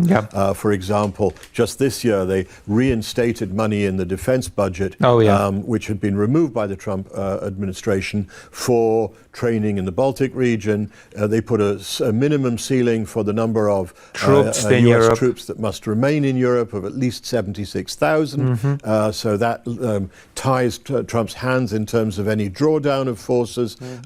And generally, Congress has shown that it's very supportive of NATO. That said, Trump has done things that have violated congressional mandates before. For example, in closing down the U.S. Institute of Peace or various other things or attacking Iran, which were mandated by act of Congress, and he just shut them down, and Congress let it ride. So, but I think the thing is that Trump can do many things that undermine NATO without actually needing to leave it. If he just makes clear, well, I wouldn't go and defend Lithuania or Estonia if Russia took a bite out of, were to grab Narva or the Suwalki corridor or something like that. Well, then, NATO's pretty much lost its credibility in the eyes of the Russians. If they don't think the Americans are coming, that could embolden Putin and make all Europeans feel more insecure. So, Andrea, let's just consider for a moment that this is happening, that he's either sounding very ambivalent about Article 5 or actually making motions to pull out the United States from NATO. Can Europe defend itself? What are the real gaps, It would be very tough right now for Europe to defend itself. Critical gaps in the European defense which are drone unfulfillable at this point in time? That's a really good question. So Europe is already on a timeline. They already know that in a few years, the US wants to redirect a substantial portion of its conventional forces away from Europe. So they already know that in a few years' time, conventional defense will have to be primarily on their shoulders. Now, the biggest gaps until that is realistic are on everything ranging from air defense. There's a huge lack of air defense in Europe. We've seen it for Ukraine, Europeans scrambling to find Patriot systems to send to Ukraine. And now, obviously, like some of them are being shifted to Turkey, for example. So we're really like there's a really critical gap there. Then there are things like long-range fires, deep strikes. Intelligence is something that Europe is still immensely dependent on the US for space assets as well. And obviously the one thing that Europe simply cannot, on a realistic timeline of a few years, replace is the US nuclear umbrella, deterrent. There have been some talks, especially coming from France, of like strengthening European nuclear capabilities, but that for now is something that US has not questioned. They have questioned everything, but not the nuclear deterrence. So I think the big question here is what the European Union can do about it, and we have a president of the European Commission offering some ideas and also actually offering some money. Let's take a listen. We are in an era of rearmament. And Europe is ready to massively boost its defense spending, both to respond to the short-term urgency to act and to support Ukraine, but also to address the long-term need to take on more responsibility for our own European security. So, Paul, we've been together around for some decades, right? And I can't deny that. And now we've heard very ambitious plans about European security and defense before. What is it about this plan that the President of the Commission now mentioned which makes... Well, the one big difference that is a game changer is the war that is happening in Europe as we speak, I think. I think things have become far too real for Europe to just end on platitudes and not do anything for its defense. If it does, makes you more confident that this is going to happen this time around? Well, I'm confident that European countries are going to spend a lot more on defense. The question is whether they do it rationally or whether each country does it in its own, running in its own lane. And therefore, that would be a disaster. That would be horrible, a waste of money, and we would all get less weapons, less bang for the buck. We get duplication, competition for raw materials, massive defense price inflation, which is already incidentally guaranteed because of the rate at which this person knows what he's talking about. Ammunition and missiles are being expended in the war in Iran at the moment. We end up with something that is bulkier but not much better. The question is, can we do more in common? Can we procure more weapons together? Can we spend our money in a rational way? There are some positive steps towards that. For example, 150 billion euros, which the Commission has borrowed, leveraged on the European budget, and which it's lending to member states to do joint projects. And there, it won't be all of the member states in a single project, but you'll have groups of countries that will work on specific capabilities. That allows some planning, but it's only... And Poland is getting a huge chunk of this money, even though the Polish president tried to veto it. The Polish government has instruments to overcome that veto, and Poland will be taking part of in this project. 150 billion. You say only 150 billion. It's still a lot of money.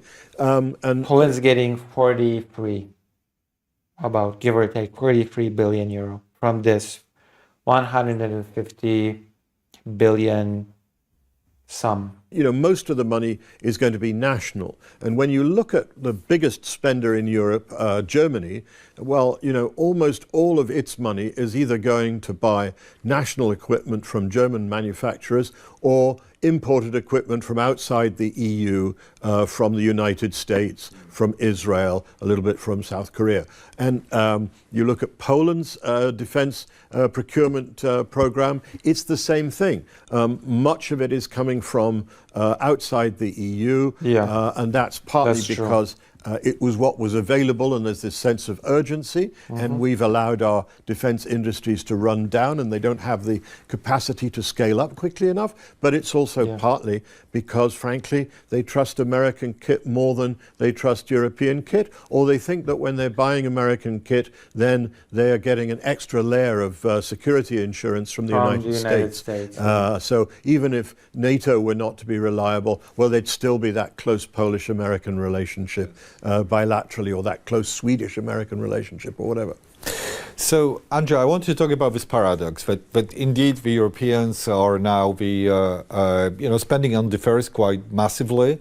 According to the recent figures from CIPRI, a Sweden-based think tank, Europe is now #1 region when it comes to defense imports. But most of that imported stuff is actually coming from the United States.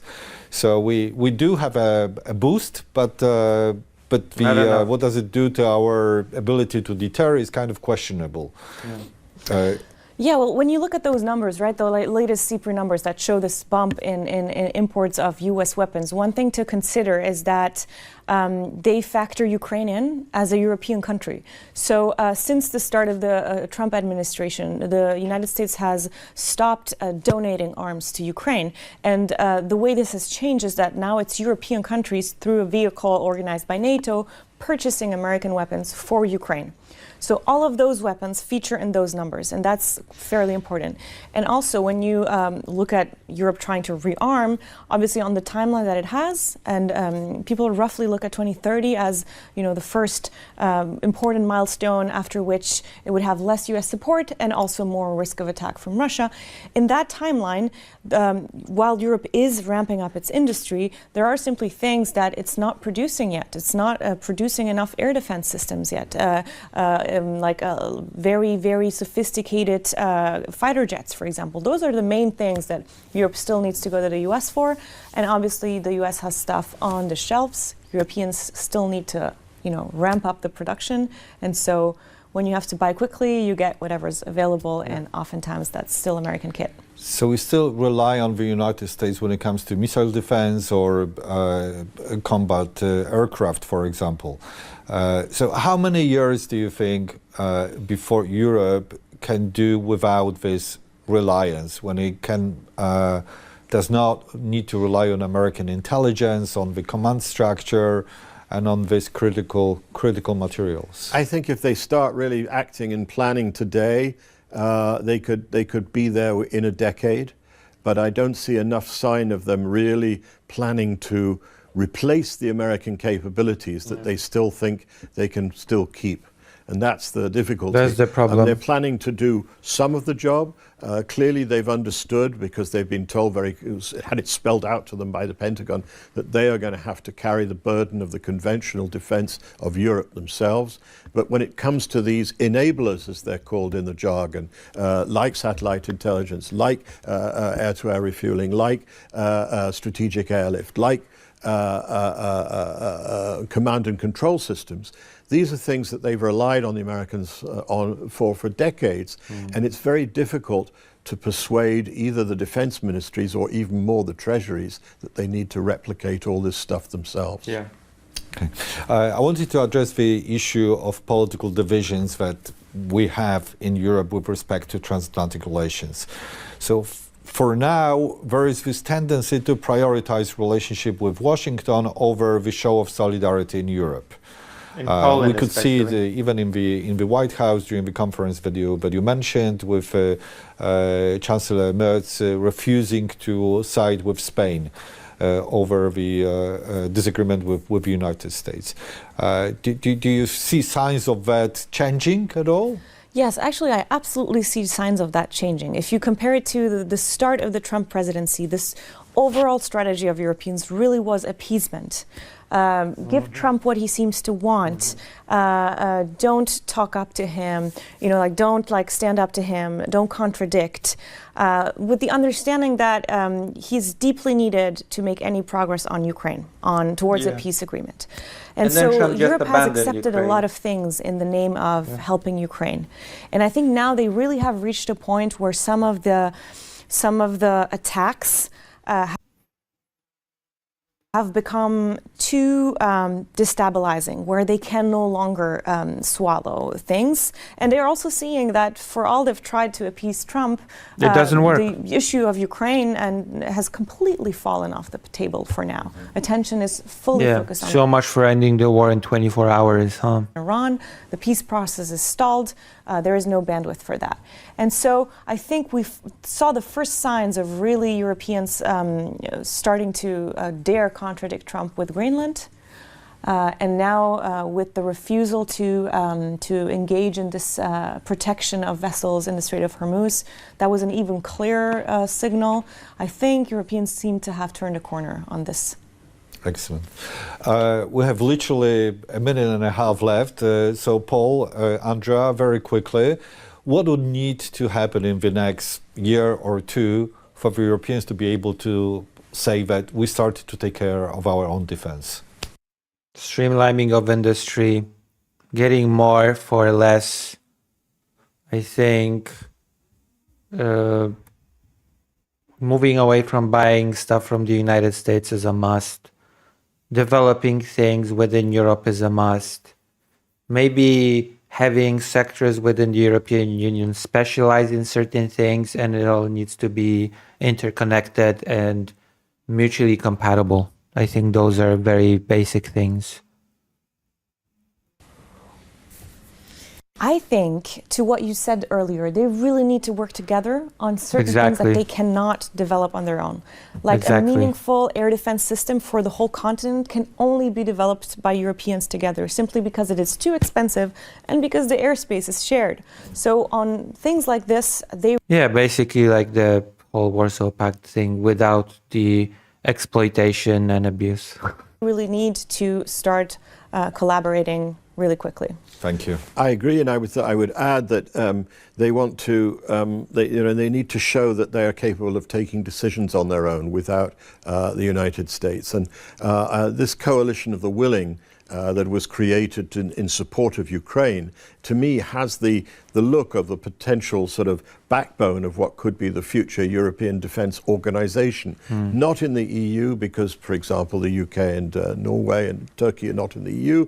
Not either in NATO, because there you've got the 600 or 800 pound gorilla of the United States, and the same awkward squad you have in the EU.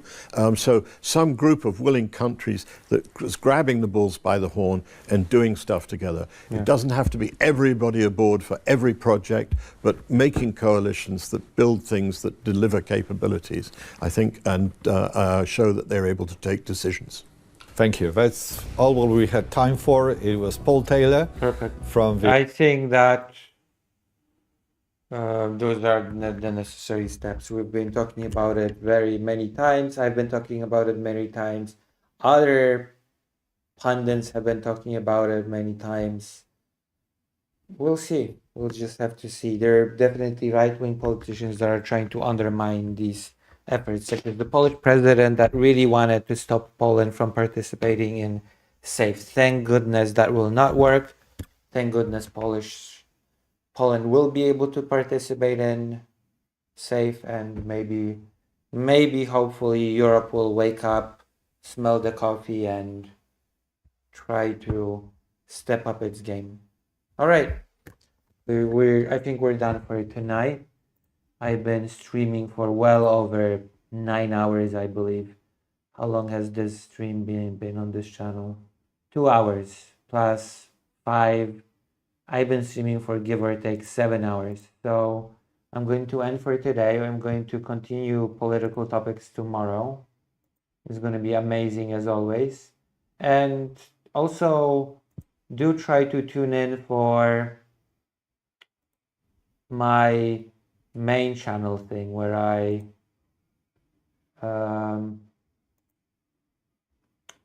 create a game.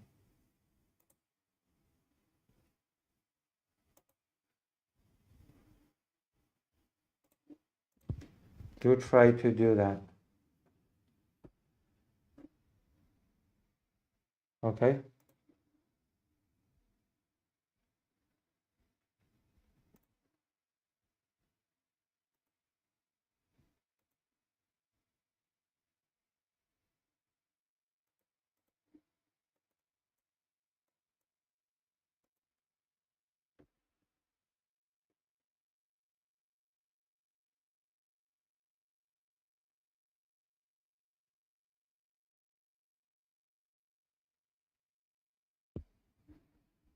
Let me see.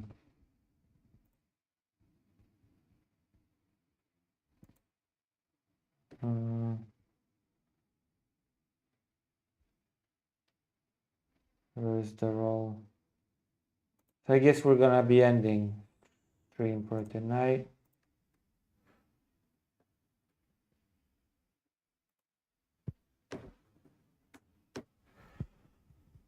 We'll be ending stream for today. I'll see you tomorrow. Who's the main character of the game? A traveler that has to unite the clans to fight against a great evil. You know, watch the creation. I'm creating the whole game from scratch on stream. So watch. We've already made some progress on the game. I have not decided on a title yet, but we're making a whole game from scratch, entirely on stream. All right, I'll see you. Good night.